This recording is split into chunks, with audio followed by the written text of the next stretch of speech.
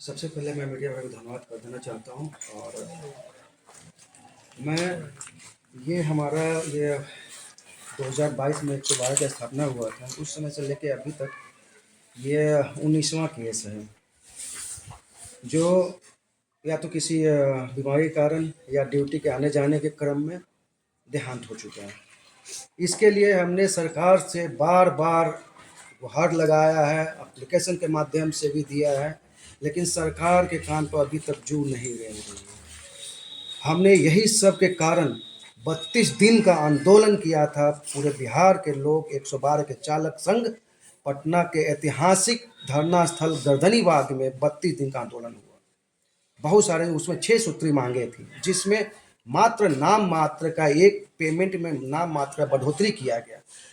उसमें हमारे साहिल जी जो है बहुत फ्रंट लाइन में रहते थे, हर चीज़ में बढ़ चढ़ के हिस्सा रहते थे और इनका लगभग 17 साल ड्यूटी करके आए थे और 112 में इन्होंने अच्छा योगदान दिया वैशाली जिला के अंतर्गत।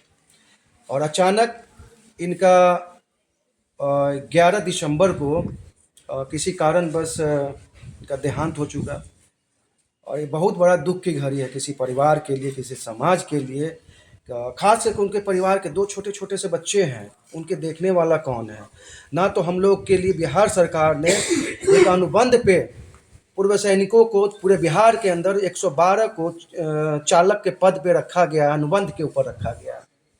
1 रुपया का इनमें ना तो इंश्योरेंस है, ना पीएफ करता, किसी प्रकार का वेलफेयर नहीं है, सिर्फ बंधुआ मजदूर की तरह। सरकार से क्या मांग है? सरकार से हमारी मांगे हैं कि जैसे ये हमारे बीच घटना हो रहा है, इनके परिवार को, छोटे छोटे बच्चे, इनके आश्रितों को वो मुआवजा, उचित मुआवजा दिया जाए। आश्रितों को ऐसा नौकरी दिया जाए, ऐसा सुविधा दिया जाए। जो हम पुलिस डिपार्टमेंट में आप देख रहे हैं, किसी प्रकार का कुछ घटना होता है तो लगभग 2 करोड़ का इंश्योरेंस है। ऐसा क्यों भाई? दोहरेपन ऐसा क्यों किया जा रहा है? यही मांग करने के लिए हम लोग ने 32 दिन तक आंदोलन किया। उसके बाद रिजल्ट क्या मिला? नाम मात्र का पेमेंट में बढ़ोतरी, और उसमें ज़्यादा और क्या ज़्यादा उन्होंने और कुछ नहीं कर पाया। तो हम लोग का, कुछ लोग का, पूरे बिहार के लोगों का, लगभग 11 लोगों का, लगभग 20 लोगों का अनुबंध समाप्त कर दिया गया है। ये हम इसको क्या बोलेंगे? ये शोषण किया जा रहा है, पूरे तरह से हम इसको शोषण बोलेंगे। आज के डेट में डिप्टी सीएम क्या बोलते हैं, अपना सम्राट चौधरी जी, उनके पास गृह मंत्री हैं, बीजेपी के कार्य में चल रहे हैं। तो समझिए एक तरह से सरकार किसका चल रहा है, आप लोगों को भी पता है। और मोदी जी बोलते हैं कि पूर्व सैनिकों के लिए हम बॉर्डर पे जाते हैं। तो अभी क्या है, हम लोग क्यों बिहार के अंदर शोषण किया जा रहा है? एक चीज़ और मैं बता देता हूँ, बिहार में ये जो पूरे इंडिया के अंदर जो बिहार के 112 का जो है स्थान, दूसरा स्थान आया है। आप लोगों ने भी प्रसारित किया हो, आपको भी पता है क्यों?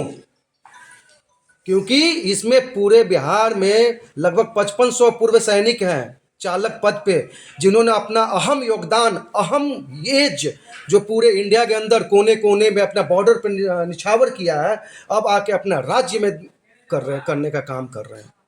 तो इसका सिर्फ शोषण बोलेंगे। हम सरकार से यही विनती करेंगे कि हमारी जो मांगे हैं, उचित मांगे, उसको किया जाए, अन्यथा हम आगे की ओर कार्रवाई कर रहे हैं, न्यायालय की तरफ जा रहे हैं। हम धरना से हमारी काम नहीं सुना तो हम न्यायालय की तरफ कार्रवाई करेंगे। बस मैं मीडिया भाई को मैं धन्यवाद। क्या नाम है? मेरा नाम चंदन कुमार हो गया, डायल 112 चालक संघ के अध्यक्ष हूँ। आप जो श्रद्धांजलि सभा में आए हैं आज, जो मृतक हैं, तो उनके परिवारजनों को क्या कोई सहायता भी आपने दिया है? और दिया है तो क्या, किस तरह का सहायता और आगे किस तरह का सहायता रहेगा? सबसे पहले तो मैं आप सभी मीडिया भाई का आभार व्यक्त करना चाहता हूं कि आज यहां श्रद्धांजलि सभा में आप लोग आए और हमारी जो मृतक साथी हैं, इनकी आवाज़ को हम सरकार तक पहुंचाने के लिए यहां आए हुए हैं। और सबसे दुर्भाग्यपूर्ण कहेंगे इसको कि सरकार हमारे प्रति जैसे जिस तरह से ये सेवा बिहार में लागू की गई है, खुद मुख्यमंत्री जी ने इसका उद्घाटन किया था, और आज ये सेवा आप देख सकते हैं कि किस तरह से क्राइम कंट्रोल के लिए काम कर रही है पूरे बिहार में। और ये खुद माननीय मुख्यमंत्री जी और उनके अन्य मंत्रीगण भी कह चुके हैं कि डायल 112 के आने से बिहार में क्राइम का स्तर बहुत नीचे गया है।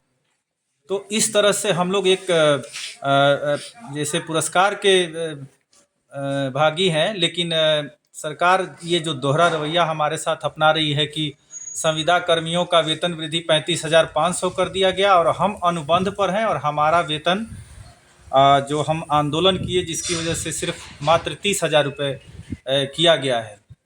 इस ड्यूटी के दौरान हम लोगों के कई साथी ड्यूटी से आने जाने के क्रम में या ड्यूटी के दौरान कई लोग शहीद हो चुके हैं, तो जिनको आज तक सरकार की तरफ से कोई घोषणा नहीं, कोई मुआवजा नहीं मिलता है और सिर्फ ये कहा जाता है कि आप सेना से सेवानिवृत्त हैं तो आपको, तो उसमें भी हम लोगों को बहुत कम इंश्योरेंस होता है। सेवानिवृत्त होने के बाद कुछ भी नहीं मिलता है, बहुत नाम मात्र का, जिससे परिवार चलाना मुश्किल हो जाता है। तो आप देख सकते हैं जिस अवस्था में साहिल जी गए हैं, उनके छोटे छोटे बच्चे हैं। सरकार से हम लोग ये मांग रखते हैं कि जो ड्यूटी के दौरान इस तरह से कोई हादसा होता है और जो हमारा साथी चला जाता है तो उनके परिवार वालों को अगर वो नौकरी की योग्य हैं तो उनको नौकरी दिया जाए और उचित मुआवजा दिया जाए। और जिस तरह से हमारे साथ जो दुर्व्यवहार सरकार के आला अधिकारियों ने किया है कि हमने आंदोलन अपनी जायज़ मांगों को लेके 6 मांगे थी हमारी, समान काम समान वेतन और हमें पुलिस विभाग के साथ जोड़ा गया। जिस प्रकार सैप ने अच्छा काम किया उनको पुलिस विभाग के साथ जोड़ा गया। आज हम अनुबंध पे क्यों? हम भारत के पूर्व सैनिक हैं और देश के कोने कोने में सेवा दे के आए हैं, तो हमारे साथ ये दोहरा रवैया क्यों? हमें भी, हम जिस तरह से इस शासन व्यवस्था में कदम से कदम मिलाकर चल रहे हैं, गोली पूछ के नहीं आती है कि ये पुलिस वाला है और ये ड्राइवर है। यहाँ देखिए कई घटनाएं ऐसी होती कि हम साथ साथ, जैसे पुलिस और हमारा जो है चोली दामन का भी साथ है, तो वो गोली और जो पत्थर आता है ना, वो पूछ के नहीं आता है कि ये फौजी है और ये पुलिस वाला है। हम जो समान ड्यूटी करें तो हमें सिर्फ अपने मान सम्मान के लिए लड़ाई लड़ रहे हैं कि ठीक है उतना नहीं मिल सकता है तो इतना मिले जिसमें हमारा सम्मान हो सके। तो जो संविदा कर्मियों से भी कम हम लोगों को दिया जा रहा है तो ये एक बड़ा दुर्भाग्यपूर्ण है कि संविदा कर्मियों से भी हमें कम आंका जा रहा है, क्योंकि हम पहले भी देश की सीमाओं पे सेवा दे के आए हुए हैं और आज हम अपने बिहार सरकार के शासन व्यवस्था में एक मील का पत्थर साबित हो रहे हैं। तो सरकार को भी चाहिए कि हमें हमारा उचित मुआवजा मिले। और जिस तरह से देखिए इस आंदोलन तो बहुत लोगों ने किया और बहुत लोगों को बहुत सारी मांगे मान ली गई, लेकिन हम आंदोलन किए तो पूरे बिहार भर से लोग एकत्रित हुए थे। उनमें कुछ लोगों को, लगभग 20 लोग हैं जिनका अनुबंध समाप्त कर दिया गया है, बड़े ही दुर्भाग्यपूर्ण के। अब उनके घर की माली हालत ठीक नहीं है। एजेंसी कहता है कि पुलिस विभाग ने किया, पुलिस विभाग कहता है आप एजेंसी से मिलिए, तो वो बेचारे कभी इधर कभी उधर जा रहे हैं। ऐसी तो स्थिति में संगठन क्या करेगा? संगठन, देखिए संगठन अब लास्ट हमारा रास्ता बचा है, न्यायालय की तरफ जाएंगे। अभी हमने कई जगह बातचीत चल रहा है, अगर वहाँ से हो जाता है तो ठीक है, नहीं तो अंतिम निर्णय तो आप लोग जानते ही हैं, फिर न्यायालय का दरवाज़ा खटखटाएंगे हम। और इन्हीं सभी बातों से मैं सरकार से फिर एक बार गुजारिश करना चाहता हूं कि सरकार हम लोगों के साथ इस तरह का व्यवहार ना करे। बड़ी ही उम्मीदें हैं सरकार से। इस बार तो पूर्ण बहुमत की सरकार बनी है, बहुत पूरे बिहार में इतना अच्छा प्रदर्शन रहा है, तो शासन व्यवस्था जब चुस्त दुरुस्त होती है तब सरकार को लोग ज़्यादा से ज़्यादा वोट करते हैं। तो ये भी एक हम लोगों का ही सहयोग का कारण है कि आज इतने बड़ी संख्या से सरकार बनी है, इतने बहुमत से। और इसका हमें भी कुछ मतलब सरकार हमें देखे, हमारी ये गुजारिश है। और माननीय मुख्यमंत्री